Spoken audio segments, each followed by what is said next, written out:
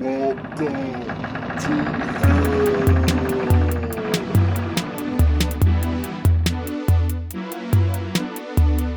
There is no escape.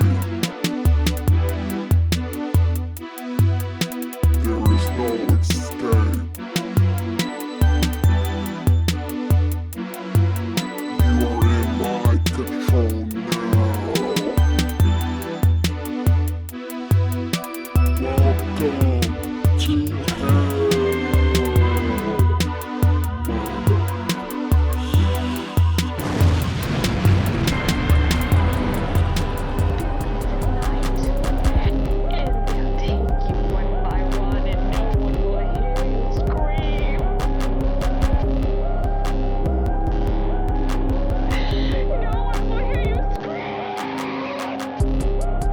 What's good, everybody? It's your boy Walterdoom back for another episode of Let's Talk About Horror, the horror podcast where your reality and nightmares meet. And I am back. And if you guys want to follow me on those social medias are Walterdoom on Instagram, the Walterdoom on TikTok and Twitter, Walterdoom Horror on YouTube, and Walterdoom on anywhere that's involved in streaming like Spotify, Google Podcasts. You can find me on those channels. And I am back, everybody, and I like to give a shout out to y'all, the real MVPs, the audience out there who listen to me whenever I show up, give this podcast a listen, and who give this podcast a like. And if you are listening to me on YouTube, make sure you subscribe, you give this channel a like, and you leave a comment about what you like about this podcast. Or if you just hate my voice, just go ahead and leave a comment. Hey, it's engagement, right? But anyway, your boy is back. I am back in the house, and I guess I have been taking some cocaine before I did this episode. I'm just kidding. No, I didn't. As you guys know, if you looked at the title of this episode, I am going to be talking about the Cocaine Bear. I have just recently watched that movie, and I am like stoked to talk about this film. I am gonna give you guys my thoughts about what I liked about this film, kind of a light review, and then I am gonna talk about the revenge of the knockoffs, because we got some stuff to kind of unpack here. We got some movies that are about to come out pretty soon that are mimicking the Cocaine Bear. And I'm also going to talk about you guys' response on Instagram to my story when I talked about what kind of movies you do not want to see with animals doing drugs. So, sit back, relax, and enjoy the show. Maybe he does do crack, but so what? I'm bored. I'm not supposed to date him now? It's not like any of y'all are trying to take me to Applebee's. Bitch. What? Alright, first off, let's talk about this review first that I have. So, as you guys know, they released Cocaine Bear on Peacock not too long ago. As we all know, Cocaine Bear has had a big, major financial box office success right now. And the things that I want to mention are the things that I like about this film, which one of the things that I do like that this movie does well is just be a silly movie. And they stay true to that for the most part. It's like you get like certain films, like just to name a couple that I thought about: Orphan First Kill, Lamb, The Conjuring, The Devil Made Me Do It. These films tend to have like a loss of identity. Like for example, Orphan First Kill is supposed to be what, under my impression, the orphan first kill, like her first time killing somebody. But from what we learned in the movie, that's not technically the case. She ends up actually faking out probably what seemed like, from what I gathered from the movie, is like her third family. She fools them into thinking like she's a little kid, but really she's a grown-ass woman. But in this film, we're seeing pretty much like the family she goes to before she ends up at the orphanage. I was hoping like this film, and I guess in a way it is a first kill because she tend to have a lot of sloppy moments, but we just see like mainly the original actress cosplaying as like her original character, and it doesn't come off very well for me because I know they did a very weird shots where they did practical effects where like they put makeup on the actress and they made her look like she was semi like a little kid, but I mean it's like you could tell that's a grown ass woman in her 20s. But Orphan First Kill, you really don't see like what we were supposed to get. At least in my opinion, it really fell short of what it was supposed to be. But not to say that these are the only films that tend to have identity problems. There's plenty of movies that have those types of issues where they tend to like not even give you what you were thinking you were going into the movie for. And I'm pretty sure some of you guys could actually name a few movies. But with Cocaine Bear, I am glad like they stuck to what they were going to be, is a silly movie all in out. Another thing that I do like about this film are the characters in the film. I do love like the kids played by Christian Convery and Brooklyn Prince, who play Henry and Dee Dee respectively.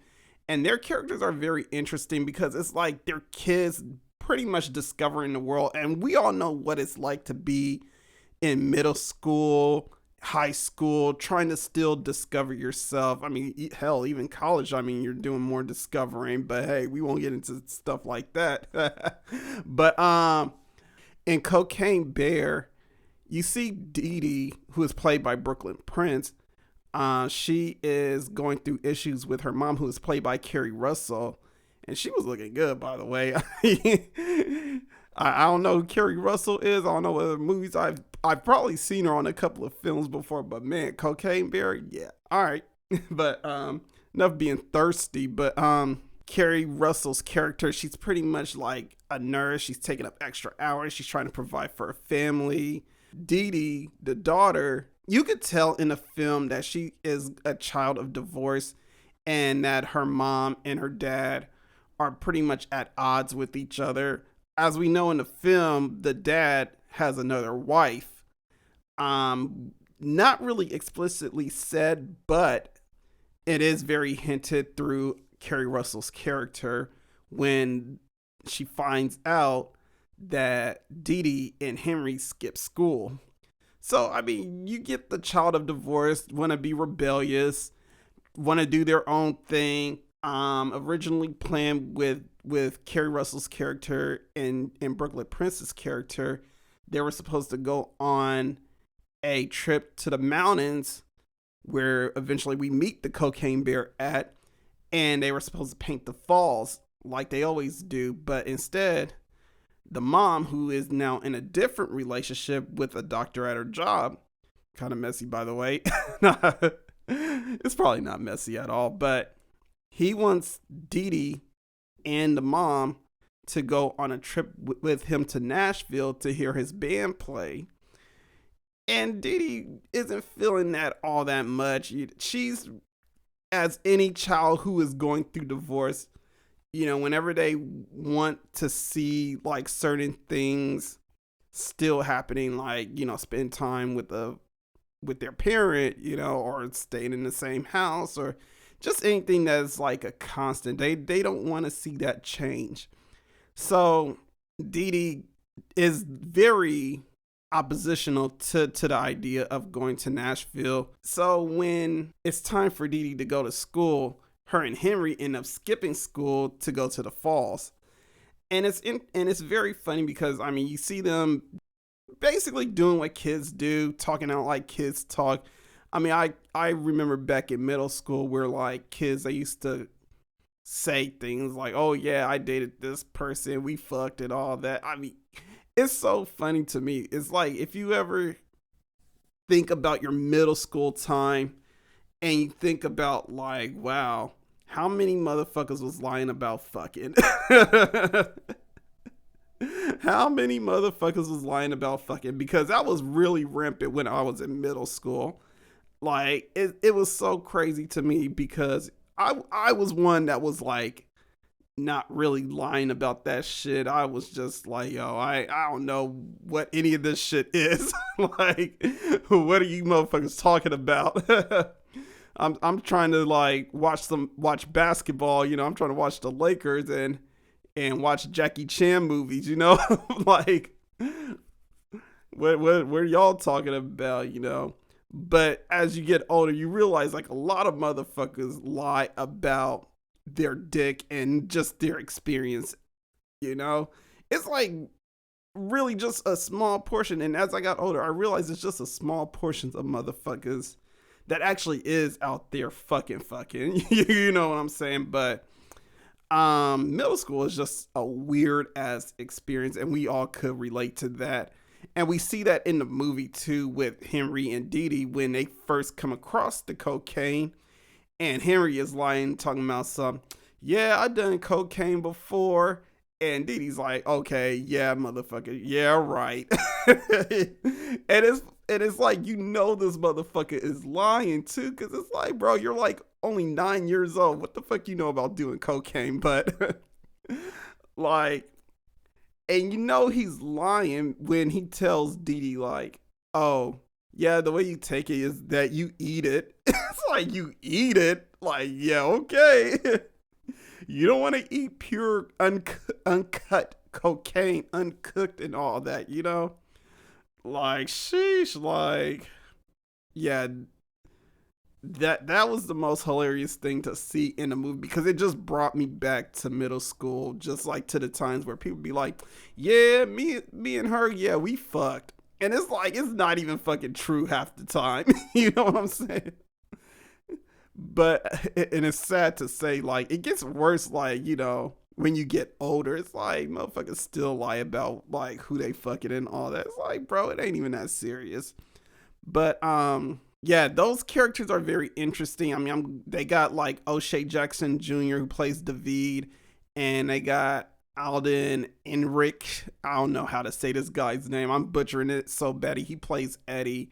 And their friendship is a bit of a dynamic because David works for Eddie's father, who is played by the late, great Ray Liotta, R.I.P. by the way. So David, he's pretty much like the right-hand man, the guy who kind of handles all the drugs and everything like that for Ray Liotta's character, Sid. Sid is basically a play on of the whole Andrew Thornton real life scenario that I'm going to be talking about a little bit later on. With the whole drug trade where like it was all this Kentucky bluegrass drug ring going on. And some of these guys, they are coming from the police force and just like all types of like walks of life where like these people they got very good backgrounds, but for whatever reason, they want to deal drugs, you know? But yeah, I find that very interesting that they have those characters in there. And you see Eddie, he's kind of like reluctant and he's kind of want to move away from all the things that is part of his family. But David is like 10 toes in. But eventually, like in the end of the movie, he does have a good turnaround and you see that character develop and he wants to move away from the drug game, which is cool.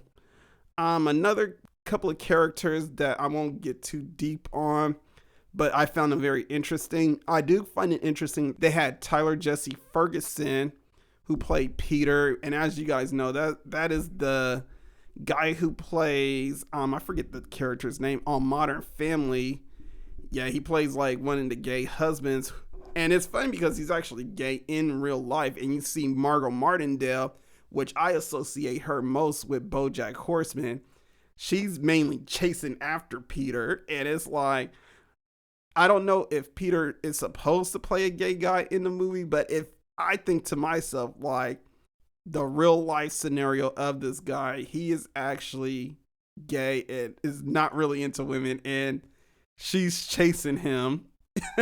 As is. So I really do find that interesting in the movie. They also got Scott Seiss, the guy that's on Instagram a lot talking about fuck this job. his videos are hilarious. But I mean, after getting attacked by the cocaine bear, I'm pretty sure he's like, fuck this job even more. Another thing that I do like about this movie is that they do have like a ton of Easter eggs that deal with the true crime situation. Like I mentioned before, they do mention Drew Thornton, who was running a cocaine ring in the early 80s, I think parts of the 70s too. And at first he was dealing marijuana, but eventually in the 80s he started dealing cocaine. And they do kind of have the Easter egg about some of the theories and what he was doing. So in the beginning of the movie, at least for me, I was confused on what the beginning was because I had no idea about the real life situation of Drew Thornton. So I'm looking at the beginning of it and I'm like, okay, maybe it's just a setup for like what's going to happen in the movie. But turns out after I watched the Peacock documentary of Cocaine Bear, they were actually showing the theory and the situation that happened with Drew Thornton. So the situation where he was doing the cocaine drops in Georgia, they were showing him how he hit his head on the plane, because that is a theory, because they saw a knot on his head. So they assumed that he might have bumped his head on the way getting out of the plane. They do have the situation where like the plane crashed in Tennessee and Drew Thornton's body crashed dead on someone's front porch and what have you. And they actually do mention his name in the movie, which is interesting. So I think that's a couple of things I do like about this film. The only thing I would have to say that I didn't really care for personally was just like not enough gore. I mean, for a movie that's called Cocaine Bear and that's a bear attacking people, I was expecting more gore from it, but I get why they didn't have much gore. Probably because, you know, it was more of a comedy movie versus like a gore slash gory horror film and what have you. But other than that, I mean, the film is interesting. I really liked it. If you guys have a chance to check it out on Peacock. If he flipped bricks of coke and weed for the same price they sell those college degrees, then who's really trapping? Come on now. Let's talk about it.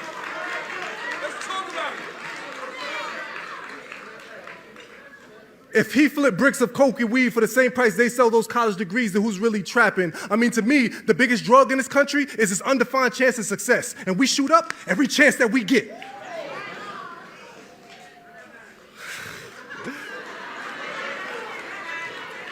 I mean, I can only run it back so many times unless you... I mean, to me, the biggest drug in this country is this undefined chance of success. And we shoot up every chance that we get. Pictures of potent poison poking through our eyes and our ears, outlining how we supposed to live our years. We get high off images that ain't even real, but yet we're still addicts, fresh new sneakers, but still can't kick the habit. Quick to pawn our power for another fix before we even realize we have it. I told everyone I was gonna graduate college to avoid being another statistic. Then I found out student loan debt is as high as it's ever been since they cut the funds for giving my brother's degrees in prison.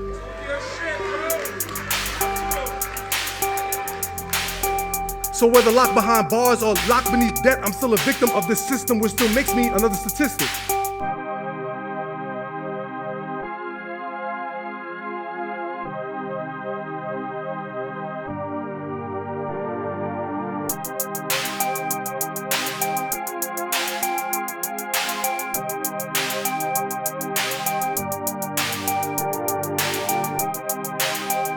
All in all, I really did enjoy Cocaine Bear. Now, before I actually seen the movie, I actually was reading an article on Blade Disgusting. Actually, a couple of articles, which is definitely the inspiration for this episode. So, as of February 24th, the box office numbers sit at 85 million worldwide for the Cocaine Bear, which is very interesting for a movie that I feel like it's definitely like one of those horror movies that people will probably shit on just because it's so silly and it has a silly premise. But again, because it is definitely based on a true story, that's what made the movie very interesting. And I mean, if anyone who had prior knowledge before the movie ever was developed or ever came out, you know, people are like, oh, that's the cocaine bear, you know, the one in Kentucky, you know, the bear that ingested all that cocaine and died. So that was very interesting. So as we all know, if any movie becomes a success, there are always a knockoff. So I'm on Blade Disgusting one day, and they have a report about Cocaine Shark. Yes, there is a movie being developed called Cocaine Shark. So when I saw that, I was like, bruh, what is this? Okay, so we got a Cocaine Shark movie. So I'm going to read you guys the article about this Cocaine Shark real quick, just to let y'all know what the deal is. In the wake of the Elizabeth Banks directed Cocaine Bear, which has now snorted up $53 million, the low-budget indie horror scene is hard at work in their attempts to capitalize on the film's success. Coming soon, the Asylum will be unleashing Attack of the Meth Gator, which is another crazy movie, by the way. And Blade Disgusting has learned the Wild Eye Releasing has their own mockbuster on the way. Coming soon from Wild Eye Releasing, Cocaine Shark. Of course. We don't have a release date for Cocaine Shark at this time, but the official trailer has been unleashed this week. It looks, well, just say it's about what you expect. In director Mark Polonio's film, a mafia drug lord has unleashed a new, highly addictive stimulant in the streets called H225, derived from sharks held captive in a secret lab, and which causes monstrous side effects. After an explosion and leak at the lab, an army of mutated, bloodthirsty sharks and other creatures are set loose on the world. Now that's the story that Blade Disgusting wrote about Cocaine Shark. And if you ever looked at the picture of this shark, I don't know how you could call this a Cocaine Shark movie, because when you picture a film, like if someone is telling you, oh yeah, there's a movie about Cocaine Shark, you're literally picturing like a shark that looks like Jaws, and somehow, some way, this motherfucker in the sea is like getting high and going crazy from cocaine. With, I don't know how cocaine would end up in the water supply, but hey, somehow it will, and somehow it will affect the shark, which, I mean, I feel like it probably would. I guess if people are dumping that shit in the water, which I'm probably ignorant to that because I'm not in the drug game. All the trap lords, you gotta let me know what the drug game is going on. Are y'all dumping drugs in the water? I'm kidding, by the way. Y'all don't need to like hit me up about that. I don't want to know. But instead of picturing a shark like that, we have this, and there's a picture of this motherfucker too. We have a shark who I really cannot describe, but it looks very claymation-like. But it looks like a hammerhead shark, by the way. But it looks like this shark is probably doing more than just cocaine, by the way. Like, based on the design of this shark. And somehow this shark has, like, fucking claws like a lobster or a crab. And, yeah, actually, it's like half shark, half crab. Literally, that's literally how I have to describe the body, because that's how the picture looks to me. I watched the trailer, and the trailer looks exactly like something from a Tubi movie. Like, it is so bad. And it just made me wonder, like, who the hell would want to create this? But it's like, it's not even just the only terrible movie. Just earlier, I mentioned about the Meth Gator, right? And I did not know there was a Meth Gator movie being released. So I had to read that article, and because I read that article, I'm reading you guys this article about Meth Gator so you guys can know exactly what's happening here. With Cocaine Bear now playing in theaters, it was only a matter of time before the Asylum whipped up their own mockbuster take on the buzzy horror comedy. And indeed, they've unleashed the first look at the upcoming project today. Attack of the Meth Gator. I don't know why I'm reading it like that, by the way. The Asylum tweets, hold our beer. Hold our bear. I mean beer. Coming for your life this summer. Along with the tweet is early poster art for the Attack of the Meth Gator, which presumably centers on an alligator who ingests a whole bunch of meth and eats a whole bunch of people. Is the Asylum just messing with us all? In a follow-up tweet from their official account, the studio promises that the film is very much real and we wouldn't expect anything less.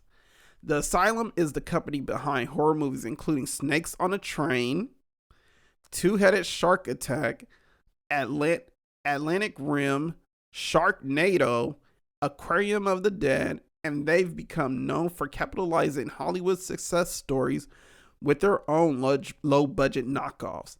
Needless to say, a film like Attack of the Meth Gator is extremely on brand for the Asylum. So that's totally understandable on their part for what they're trying to do.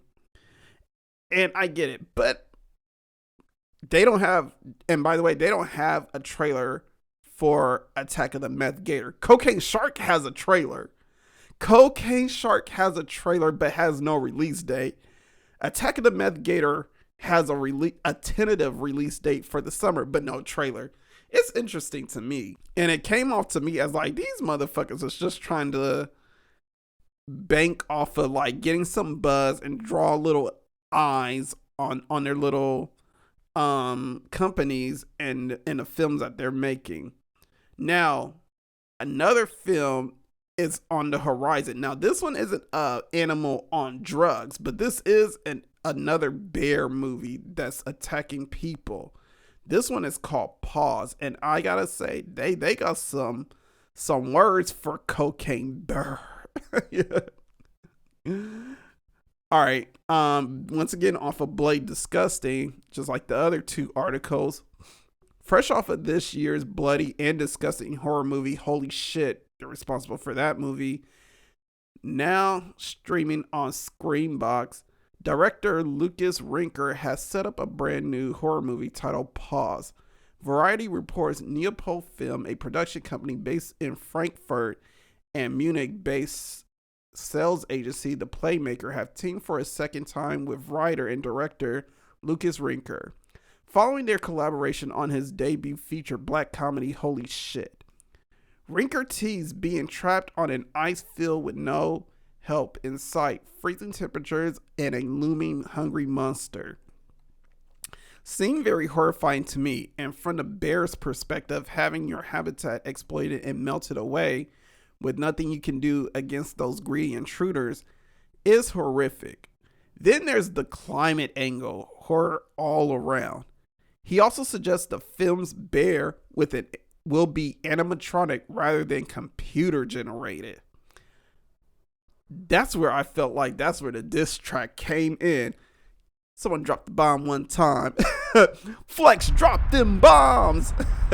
Yeah.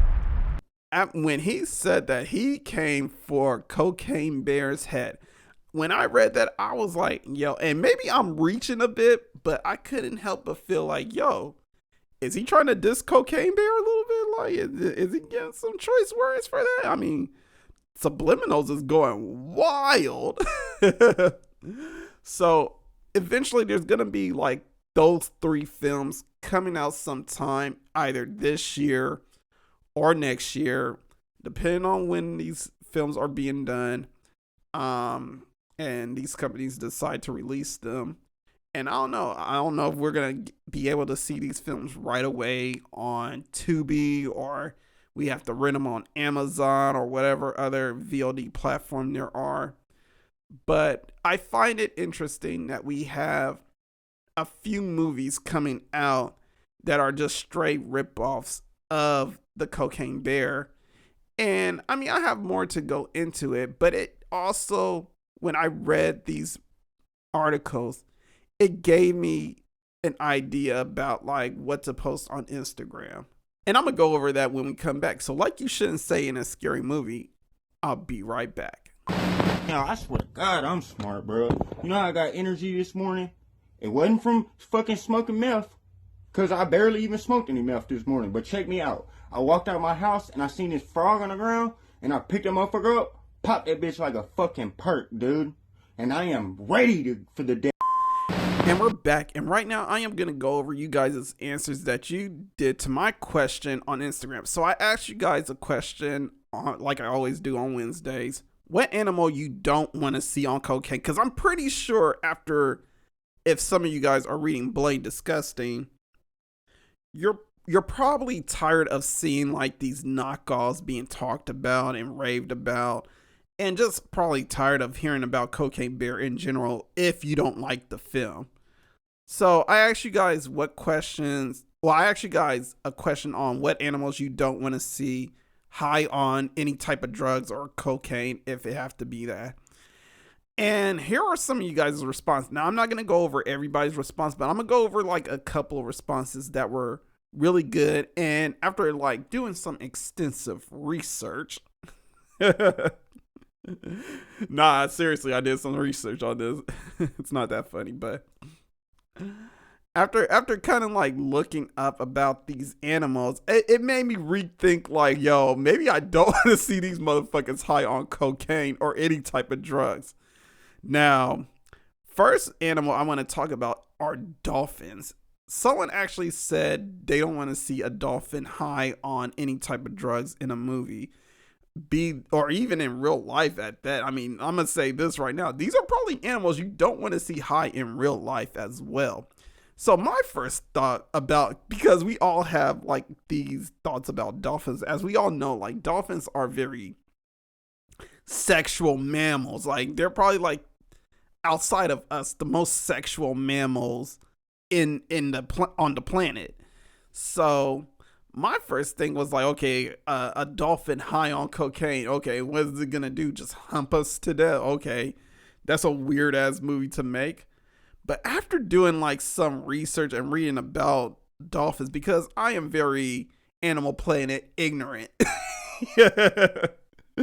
I'll admit where I am ignorant at, and I am very Animal Planet ignorant. So I had to read about dolphins for a little bit, and the things that I read were very fucking interesting. I'm pretty sure some of you guys who are really into like Animal Planet or nature at that probably know information about this already, and probably thinking like, Doom, you silly fool. You need to read more. And it's like, yeah, I read, but I don't read about animals, you know? I mean, I don't really get fascinated too much with them unless it's like a dog sitting on my lap. But even sometimes I'm even like weary about dogs, you know? But that's another story for tomorrow. Or another day, I should say. But anyway, going from the website bestlifeonline.com, here are some of the things that I found interesting about dolphins. One, biting and attacking. So according to Best Life Online, dolphins do more than just bite their victims during an attack. When Valeria Ryan was attacked by a dolphin, the animal plowed into her with its snout. It was very powerful and painful, and the speed was amazing, she said. The incident left the woman with 6 spinal fractures, 3 broken ribs, and a damaged lung, as well as post-traumatic stress. That is some fucked up shit right there. I had to think to myself like, yo, this motherfucker is traveling through the water at who knows how many speeds per hour, and it just plows into you with his snout, by the way. And this is just not an isolated incident. Oh no, dolphins are very infamous for being attackers, you know. And we're going to learn that a little bit more as we go on. Another thing that I read from the same website, they're always finding new ways to hunt and kill their prey. Sometimes they hunt in 1,000 or more. When dolphins are hungry, they turn into calculating predators who are capable of developing unusual methods to trap their prey. For instance, dolphins that live in the shallow water of Florida have been observed using their tails to kick up mud in a circular formation in order to trap fish inside. While dolphins who live in Shark Bay, Australia, have been seen using sponges as tools to dig up prey from the sea floor. That's what's more, dolphins are able to communicate these tactics with other dolphins, which means they're always improving their skills. According to the Smithsonian, dolphins learn different kicks for catching food from one another in a kind of cultural transmission. Now that's a bit scary as well. Now imagine this dolphin high off of fucking cocaine right now, and it finds you in the water. It's like, I mean, maybe you're not the prey, but you're definitely some type of predator, and it's like, okay, strange person in the water I need to attack. High off of fucking cocaine, this motherfucker finds some way to trap your ass around somewhere in the ocean and start beating on you with its snout. Like, and as we go on with this next fact about dolphins, they tortured their meals before eating them. What in the hell?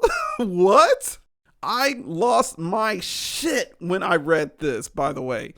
I was like, what in the hell? These motherfuckers are ruthless. So, same website, Best Life Online, octopuses have a few deadly defense mechanisms at their disposal, which is why dolphins need to be careful when making these creatures into a meal. That's why dolphins beat up octopuses by viciously and relentlessly tossing them around in order to break them into smaller pieces before consuming them. Eek. And that's actually written in the article. Eek. But yeah, when I read that, I'm sorry, I had a visual in my head, and I'm a very visual person, especially if I could visualize what you're telling me. Sometimes I visualize things in a very cartoonish fashion because TV rocked my brain since I was a kid, but I don't know why I was picturing dolphins just playing tennis or racquetball with each other, and they're just racquetballing the fucking octopus in the air. And I'm just picturing in my head, if I were to see this in real life, like, you know, and I'm pretty sure they're not doing this like, you know, on the waters, you know, I'm pretty sure they're doing it under the sea and everything like that. Under the sea. Let me stop. Yeah, I'm pretty sure they're doing this in the waters instead of like, you know, above sea level and everything like that. So, but I just couldn't help but picture that shit in a very cartoonish fashion. Another fact that are about dolphins, they are smart enough to be used by the U.S. Navy. Dolphins are so clever, they're even used by the U.S. Navy. According to National Geographic, since the 1960s, the military has trained bottlenose dolphins to find and retrieve equipment lost at sea and to identify intruders swimming into restricted areas. You certainly wouldn't want to be an enemy who finds themselves face to face with a military trained dolphin. After reading all the shit that I'm reading about them right now, hell the fuck no. You know, I really don't want to find myself face to face with them motherfuckers, man. And the last fact, because this isn't all the facts that I've written about, well, that I found about dolphins, but this is like facts that I found interesting. I was just like, oh, hold up, chief. But they've got toxic friends, and we all got toxic friends. I mean, I know a thing or two about toxic friends. I got some toxic friends right now. Hell, I work for toxic people. But while dolphins may be smart, you can't always assume that they're well sober. That's because the animals are known to ingest some toxic substances. According to BBC One's Dolphins Spy in the Pod, bottlenose dolphins play with toxic pufferfish that secrete a neurotoxin that in high doses can kill, but in small doses seemingly have neurotic effect. The Daily Mail reports that in the BBC footage, dolphins were filmed gently playing with the puffer, passing it between each other for 20 to 30 minutes at a time. Puff, puff, pass, my nigga. Unlike the fish they had caught as... I'm sorry, I said puff, puff, pass, my nigga, and that shit actually made me laugh. Out of all the dumb things to laugh at today, that was the one that really like made me go, oh shit, that's fucking hilarious. But anyway, unlike the fish they had caught as prey, which were swiftly torn apart, the animals were then seen floating just underneath the water's surface, apparently mesmerized by their own reflections. Oh shit, these motherfuckers are high. Now, taking all of this in consideration, these motherfuckers you do not want to fuck with in the water. So if there was ever a cocaine dolphin movie, best believe that movie is a fucking slasher. like you got dolphin Michael Myers swimming in the seas and shit, killing everybody that swim in the waters. That motherfucker's gonna have more bodies than Jaws. Jaws is looking like a big pussy right now in the sea. Yeah, and to put them on cocaine, I mean, it's like already they like getting fucking high. Like, just to know, like, these motherfuckers like to kill and fuck and get high. That's scary. I'm sorry, but cocaine dolphin is looking like a real horror fest right now. But that wasn't the only animal that was like scary to look at.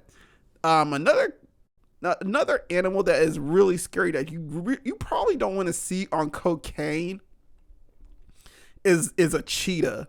Now, according to I forget which website I went to look at this facts about cheetahs.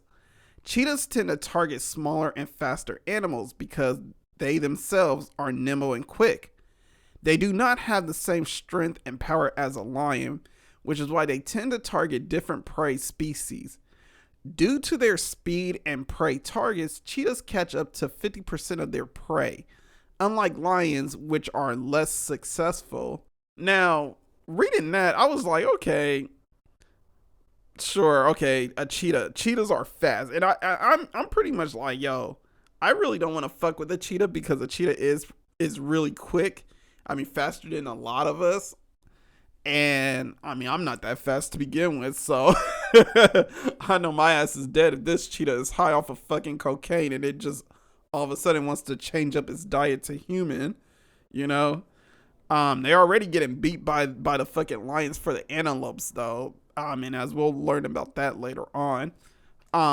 So cheetahs, and this is another fact, by the way, cheetahs mostly target small antelope like springbok, impalas, and Thompson gazelles. Sometimes cheetahs will also eat smaller mammals such as hares and birds. So right now, I mean, we're kind of safe, right? You know, I mean, the only thing probably the cheetah would do will probably attack us because we might be a predator to them. But half the time, they'll probably run away if we have a gun, you know? But, you know, according to this, like, they only go after antelope and smaller animals. So we're looking good so far. Cheetahs are susceptible to kleptoparasitism, other predators stealing their food. Yeah. This means that if they take down a big mammal, it will likely be stolen from them by lions or hyenas while they're catching their breath after a hunt. So here's where I'm just like, okay, maybe we got a chance, people. Team Doom, we got a chance. We got a chance against the fucking cheetahs. You know, go out, you know, get the blicky, get the rifle, get the AKs, whatever. You know, if you want to go toe to toe with a cheetah, you might be good, even if it is high off of cocaine, because after that motherfucker runs, you know what? I take that back because motherfuckers high off of cocaine just don't seem like they really know what losing win is all about. And I'm pretty sure some of you guys know people who are on fucking cocaine or dealt with somebody who was high off of cocaine. And I'm pretty sure their energy levels were like through the roof. Now, my only interaction truly with like someone doing cocaine has been out of far. You know, I've seen people do it at fucking festivals and shit, and that shit still amazes me. Like, yo, these motherfuckers do it in real life. God damn. like that's literally my reaction, because I mean, I'm not around people who do drugs like that, at least like not super hardcore drugs, you know.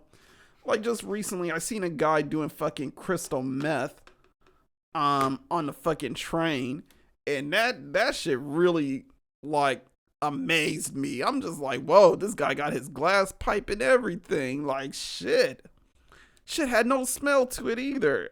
That shit was crazy to me. But I mean, motherfuckers is out there doing that shit, man. So I mean, I don't have to tell y'all. Y'all know some people that's doing that shit, or probably ran into people doing that shit, or y'all are using that shit yourselves, you know. I don't even know, man. I don't know y'all like that. As I was saying, like, yeah, we got a chance against the fucking cheetahs, man. The cheetahs are probably like semi, you know, crazy as far as like if they were to be on cocaine in a movie or a real life situation, we might actually have a chance against them. But there is an animal that is a lot more scarier than the fucking cheetah. This motherfucker right here, and I had no idea this motherfucker was going crazy like that in the jungle. I am talking about not a lion, not a tiger, not a bear, or anything else. I mean, bears are in forests. They're not really in the jungle. Like, yeah, I guess that they are in the jungle. There are jungle bears, but I am talking about the motherfucking honey badger. Why y'all motherfuckers didn't tell me the honey badger go crazy like this? God damn. Like, I'm telling y'all right now, when I was looking at these videos about the honey badger, I'm like, oh, hell nah. So I was looking at this video, right? I was looking up stuff about cheetahs. So apparently, like cheetahs, there are a certain breed of cheetahs that could develop hairs like a honey badger. The thing is, with the honey badger, this motherfucker goes after any and everyone. This motherfucker is fearless. Like, this motherfucker is like the big motherfucker in prison, and he's the one that's taking all your fucking lunch all the time when it's lunchtime and shit. Like, it's a weird ass reference, and I use lunch so many times in that sentence. It's weird, but I'm just saying, like, the honey badger is that motherfucking booty warrior, you know. He likes you and he wants you, and he's gonna do things the hard way. He doesn't believe in the easy way. So in the video about the honey badger, they talk about how like the honey badger basically is like this creature who is just like, who knows where this motherfucker came from, by the way, has this impervious and flexible fur that not even spears could penetrate this motherfucker. Not even a machete, by the way. And I'm going to leave these videos linked up in the description for anybody who's on YouTube listening to this. And I'm going to leave, I believe Spotify has like a area where you can look at descriptions and see like links and all that. So I'm going to leave that in there for you guys as well. This dude has like impervious fur. This motherfucker goes after poisonous snakes and eat it like it's fucking spaghetti. And that's how the video described it as well. But eats poisonous snakes like it's like this dude is just as savage as the dolphins. It's like the dolphins and the honey badger just got together and was like, hey motherfucker, how you doing? Yeah, wooty woo, you know. Like, it's just a real ratchet ass affair between these two animals, because you do not want to fuck with a honey badger. They got a king's sense of smell. Even though these cheetahs, these baby cheetahs are you know, after 4 months could get as big as a honey badger, and they got this fur that's like, that makes them look like a honey badger. The honey badgers sometimes can't even tell if the cheetahs are honey badgers, because if it's a cheetah, the honey badger is going after that motherfucker. But if it's a honey badger, the honey badger's like, okay, hey, what's up, fam? How you doing, bruh? Like, how's the kids? How's the wife? You know, like seriously. And it sucks because like not only are the cheetahs, the baby cheetahs, are getting wiped out by the lions, but they're getting wiped out by this motherfucker, the honey badger, because the honey badger is going after antelopes too. In the video, they show a honey badger actually attacking an antelope, and the antelope just boot this little motherfucker like 20 feet in the air and shit. You know what this honey badger did? This motherfucker landed on the ground, shook it off, and went right back at this motherfucker. How fucking what?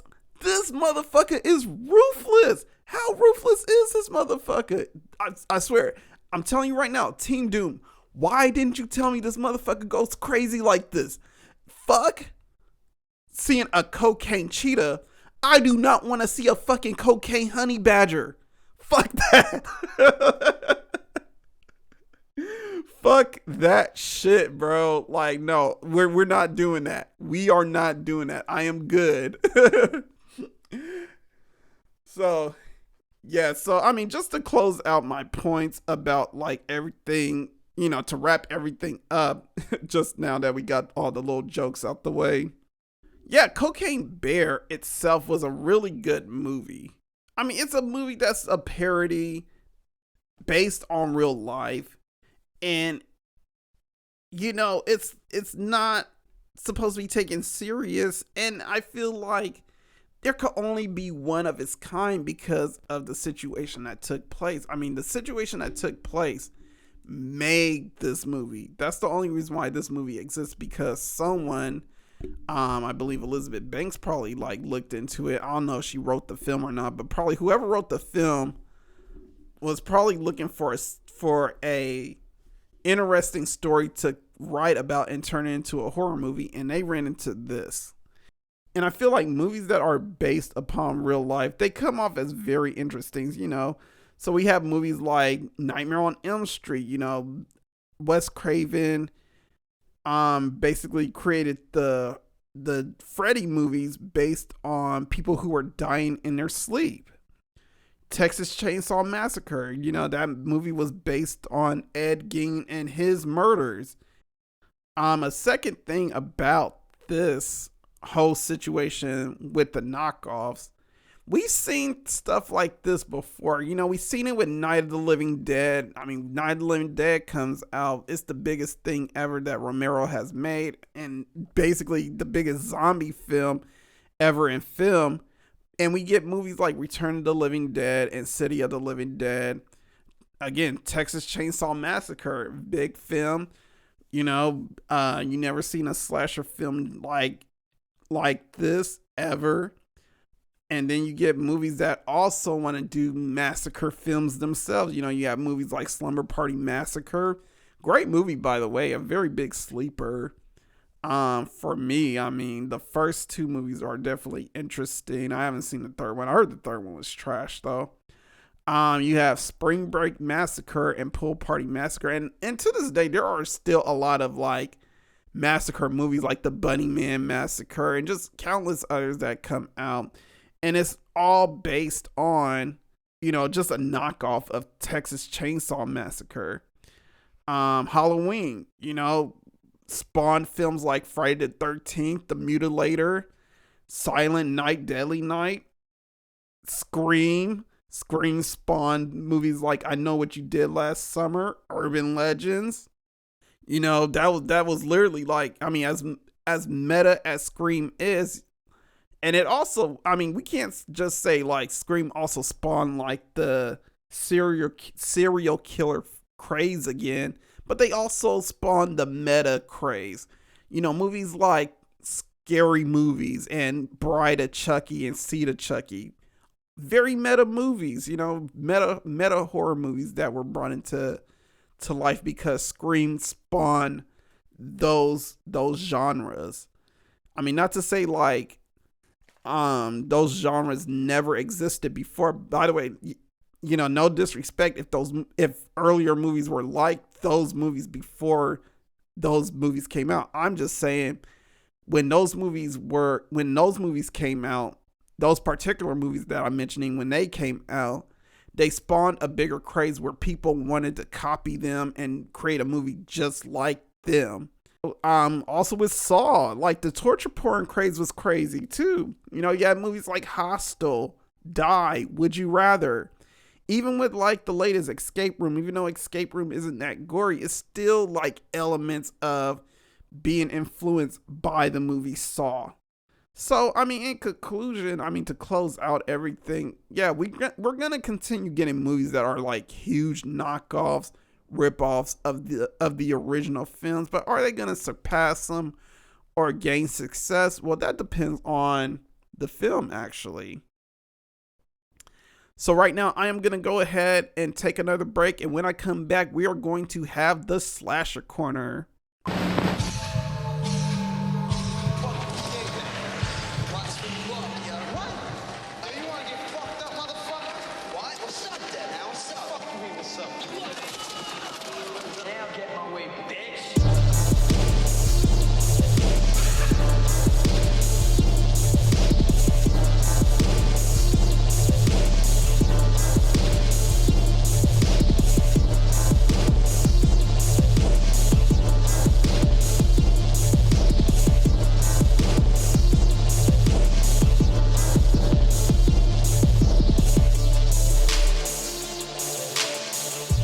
Alright, we are back and welcome to the Slasher Corner, where I give you a Slasher Corner movie or a horror movie for you guys to watch that is suggested by you guys. And this week, suggested is The Ritual. Came out in 2017. You can find this film on Netflix. The premise is reuniting after the tragic death of their friend, four college pals set out to hike through the Scandinavian wilderness. A turn leads them into the mysterious forest of Norse legend, where an ancient evil exists and stalks them at every turn. This movie is starring Ralph Spall and Arshur Ali. Director is David Bruckner, who was in charge of The Night House and segments in VHS and Southbound. So yeah, go ahead and check that movie out. Alright, you guys, so I am going to go ahead and check out for today. Thank you for listening to the podcast. You know, your boy is back. I know I've been gone for a minute, but I am back in this motherfucker. And I'm here for a while, y'all. But anyway, I want to shout out to you guys, the real MVPs out there, you, the audience, for listening to the podcast. I want to shout out my boys, Algorythm-C and Callie the Wolf, for supplying the beats to the show. And once again, if you guys want to follow my social medias, those social medias are Walterdoom on Instagram, the Walterdoom on TikTok and Twitter, Walterdoom Horror on YouTube, because right now, for whatever reason, YouTube wants to do at profiles now. But hey, Walterdoom Horror if you're looking for me on YouTube, and Walterdoom on anywhere that involves streaming on Spotify, Apple Podcasts, Google Podcasts, wherever you listen to your podcast, I am there streaming. Also, if you are on YouTube, make sure you give this podcast a like, subscribe if you're not following me, and also leave a comment if you really enjoyed the show today. Other than that, I am gonna check you guys out later. This has been another episode of Let's Talk About Horror with your boy Walterdoom. This is America. Don't let them catch you slipping now. Stay diabolical, people. Have a good week, day, whatever day you're listening to this. Time of day, night, whatever. Fuck it. Have a good one. Peace. And don't let motherfuckers bring you down. Fuck them.